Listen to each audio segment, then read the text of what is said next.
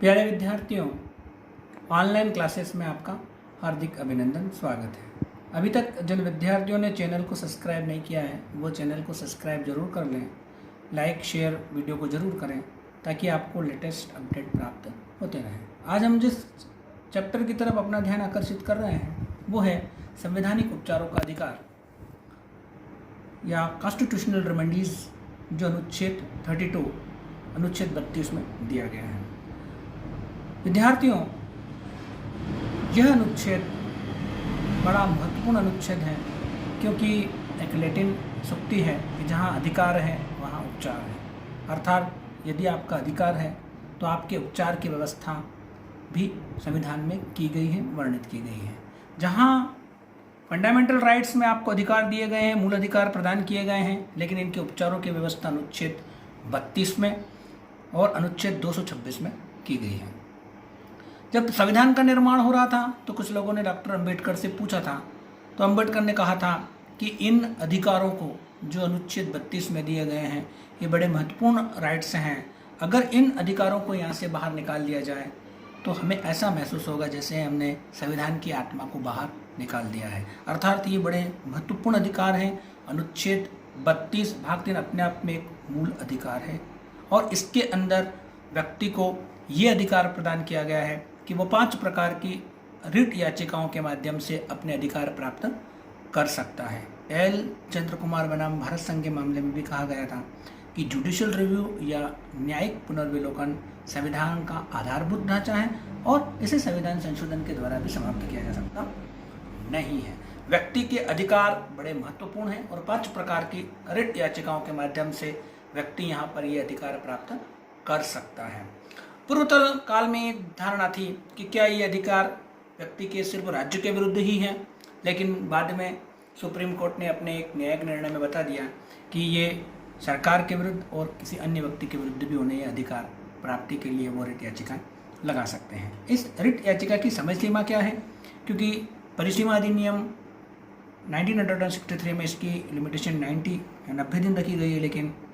Supreme court माननीय उच्चतम न्यायालय चाहे तो इसे 90 दिन के बाद भी याचिका को स्वीकार कर सकता है यदि आपके पास कोई युक्त कारण हो याचिका में देरी से होने का।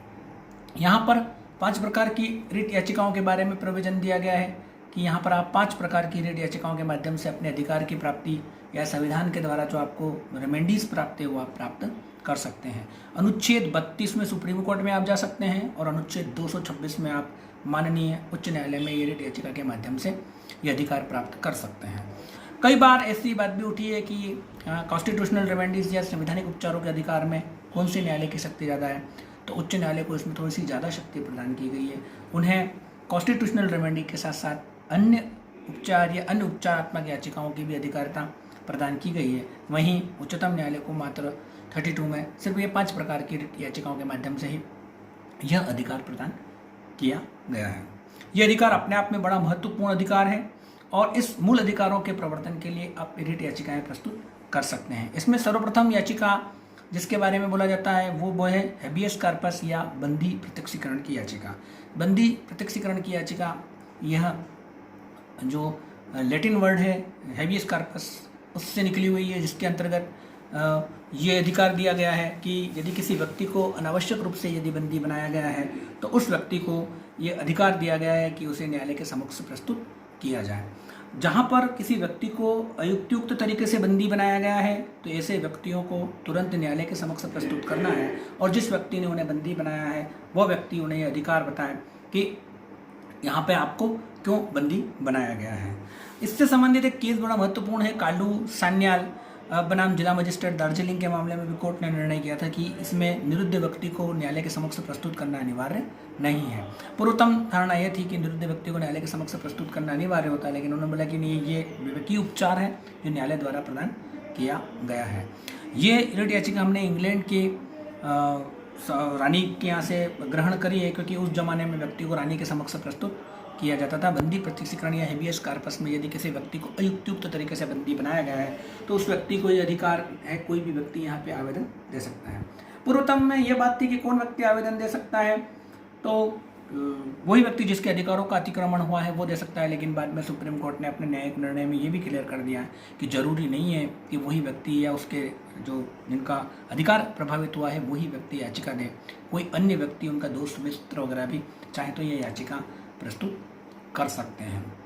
इसमें निरुद्ध व्यक्ति को न्यायालय के समक्ष प्रस्तुत करना रहता है और साथ में न्यायालय के सामने जिस व्यक्ति ने उसे निरुद्ध किया है वो बताना होगा कि उन्हें किन अधिकार के लिए उसे निरुद्ध किया गया। यदि न्यायालय को यह कारण युक्त लगता है तो न्यायालय जो है वो निरुद्ध को कंटिन्यू रख सकता है, नहीं तो जिस व्यक्ति को अयुक्त तरीके से बंदी बनाया गया है उस व्यक्ति को वहाँ से छोड़ने का भी कह सकता है। दूसरे प्रकार की रिट याचिका है जिसे मैंडेमस या परमादेश भी कहा जाता है। जैसे नाम से ही पता चलता है, हम आदेश देते हैं, ये ऐसे व्यक्तियों के विरुद्ध जो लोक कर्तव्य धारण करते हैं, उन व्यक्तियों के विरुद्ध न्यायालय द्वारा उपचार प्रदान किए जाते हैं कि यदि किसी व्यक्ति ने अपने लोक कर्तव्य का पालन नहीं किया है तो कोई भी व्यक्ति न्यायालय में रिट याचिका के माध्यम से उस व्यक्ति को मजबूर कर सकता है कि वो अपने लोक कर्तव्य का पालन करे। जैसे एक सामान्य उदाहरण मैं आपके सामने इसका प्रस्तुत करूँगा कि यदि आपने कोई लाइसेंस के लिए आवेदन किया है और आपके सामने आपने उसकी समस्त प्रक्रियाएं पूरी कर दी, लेकिन फिर भी यदि कोई लोक अधिकारी या लोक प्राधिकृत व्यक्ति आपको उस लाइसेंस को देने से इनकार कर सकता है, आप योग्यतावान है उसके बाद भी मना कर सकता है, तो आप इस रिट याचिका के माध्यम से उस व्यक्ति को मजबूर कर सकते हैं कि वो व्यक्ति जो है वो अपने लोक कर्तव्य का पालन करे। ये याचिका 2-3 मामलों में इसके बारे में बोला जाता है। एक संविदात्मक या कॉन्ट्रैक्चुअल मामले में नहीं प्रदान की जाती है। यदि लोक प्राधिकारी ने कोई विवेकीय शक्ति उसे प्रदान की गई, उस व्यक्ति के विरुद्ध भी ये प्रदान की जा सकती नहीं है। इसके अलावा ऐसे चीज जो लोक प्राधिकारी नहीं है उस व्यक्ति के विरुद्ध भी यह याचिका प्रस्तुत की जा सकती नहीं है। ये दूसरी प्रकार की याचिका है जिसे हम परमादेश या मैंडेमस के नाम से भी जानते हैं। तीसरी प्रकार की याचिका है जिसे हम प्रोहिबिशन या प्रतिषेध के नाम से जानते हैं। यह न्यायिक और अर्ध न्यायिक और ऐसे ट्रिब्यूनल अधिकरण उनके विरुद्ध जारी की जाती है कि यदि कोई व्यक्ति अपने सीमा से बाहर जाकर कोई न्यायालय या कोई न्यायिक शक्ति वाला व्यक्ति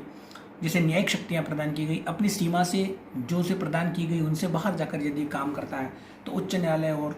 उच्चतम न्यायालय के इस रिट याचिका के माध्यम से उस व्यक्ति को रोका जाता है, उस संस्थान को, उस विधिक संस्थान को रोका जाता है कि आप अपनी इस शक्ति से बाहर जाके काम नहीं करें, उसे रोक दिया जाता है। इससे रिलेटेड एक याचिका और है जिसे उत्प्रेषण के नाम से, सेंट्रोरी के नाम से भी हम जानते हैं, जिसमें उच्चतम न्यायालय में या उच्च न्यायालय में आवेदन करके न्यायिक और अर्ध न्यायिक कर्तव्य को धारण करने वाले व्यक्ति के विरुद्ध इस याचिका को प्रस्तुत किया जा सकता है, जिसमें इस माध्यम से कि आप में जो शक्ति प्रदान नहीं की गई है, प्रोहिबिशन के माध्यम से आपको रोका जाता है और उत्प्रेषण के माध्यम से उस कार्रवाई को रोककर ऊपर के न्यायालय द्वारा या ऐसे न्यायालय को जिसको शक्ति प्राप्त नहीं है उस व्यक्ति को वो याचिका ग्रहण करने के लिए कहा जाता है। प्रतिषेध और उत्प्रेषण में मेजर अंतर यह है कि प्रतिषेध में आपको रोका जाता है और उत्प्रेषण में आपसे कार्रवाई ऊपर मंगा ली जाती है। कई बार प्रतिषेध में ऐसी स्थिति भी बनती है कि न्यायालय ने निर्णय कर दिया है तो उत्प्रेषण के माध्यम से उसको रोक दिया जाता है कि आपको ये निर्णय देने का अधिकार प्राप्त नहीं है और उत्प्रेषण के माध्यम से उस कार्रवाई को ऊपर मंगा लिया जाता है। ये कार्रवाई जनरली न्यायिक कर्तव्यों में कोई गलती मिस्टेक के लिए जारी की जाती है। देखिए, रिट याचिकाओं की विशेषता यह है कि आपका ये अधिकार है कि आप रिट याचिका के माध्यम से उपचार प्राप्त कर सकते हैं, लेकिन यदि न्यायालय को लगता है कि व्यक्ति जो मांग रहा है वो अन्य कोई उपचार प्राप्त कर सकता है या उसे अधिकार प्राप्त नहीं है तो न्यायालय उसको याचिका में रिलीफ देने से मना भी कर सकता है, क्योंकि ये याचिका न्यायालय का समय बर्बाद करने के लिए या व्यर्थ न्यायालय को भटकाने के लिए याचिकाएं दायर की जा सकती नहीं है। ये आपको जरूर इसमें ध्यान रखना है। लास्ट वाली याचिका जो बड़ी महत्वपूर्ण है, हेवियस कॉर्पस, परमादेश, प्रतिषेध और उत्प्रेषण के बाद जो याचिका आती है वो आती है कि वारंटो या किस अधिकार से बड़ा महत्वपूर्ण है कि यदि कोई व्यक्ति किसी ऐसे पद को धारण किए हुए है जो उसे धारण करने का अधिकार प्राप्त नहीं है, तब फिर कोई भी व्यक्ति न्यायालय में जाके इस रिट याचिका के माध्यम से पूछ सकता है कि आपने जो पद धारण किया है ये पद धारण करने का आपको अधिकार प्राप्त नहीं है। तो न्यायालय इस रिट याचिका के माध्यम से उस व्यक्ति को पूछ सकता है कि आपने ये पद किस अधिकार से धारण किया है, और साथ ही यह भी कह सकता है कि यदि उस पद को अधिकार को धारण करने में यदि कोई त्रुटि हो तो आप उस पोस्ट को खाली कर लीजिए, अन्य किसी योग्यतावान व्यक्ति को उस पर बैठाया जा सकता है। लेकिन क्यों वारंट हो या किस अधिकार से जो रिट याचिका है वो प्राइवेट संस्थानों के विरुद्ध जारी की जाती नहीं है। इससे संबंधित एक बड़ा महत्वपूर्ण केस रोमेश शर्मा जो राज्यपाल थे उत्तर प्रदेश के, उन्होंने जगदम्बिका पाल को एक दिन का मुख्यमंत्री बना दिया था। उस केस में जगदम्बिका पाल ने मुख्यमंत्री पद को ग्रहण कर लिया था, लेकिन उनके पास जितनी ज़रूरत हो उतना बहुमत नहीं था। तो क्यू वारंट के माध्यम से उनसे पूछा गया था कि आप ये इस पद पर किस अधिकार से बैठे हुए हैं, आपके पास बहुमत नहीं है।